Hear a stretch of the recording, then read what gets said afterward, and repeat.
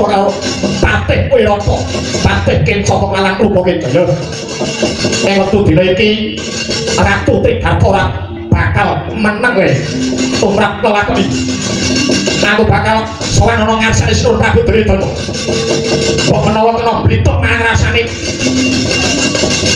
Sinur Prabu Duryudana anggoning nglari ya kuwi para Pandhawa tinemune mapane ana ing negara Wirata iki Sinur Prabu kula ingkang sowan kula pun susarma ingkang sowan wonten ngarsa paduka Sinur Prabu Gusti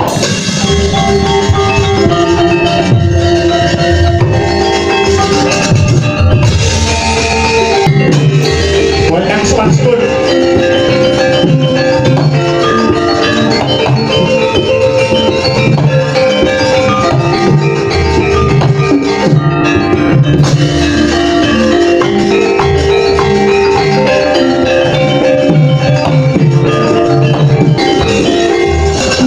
waspadake kaya Yayi Susarma ingkang nedhem rata.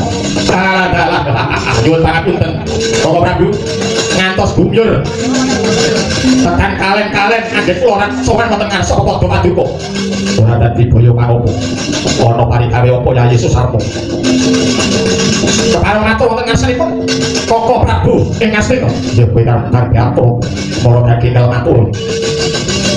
Ing wekdal samenika kula mangertos bilih para sata kula Koko Prabu Ngastina menika badhe ngupadi paling lari mungsuh bebuyutan dika boten sanes namung kejawi para Pandhawa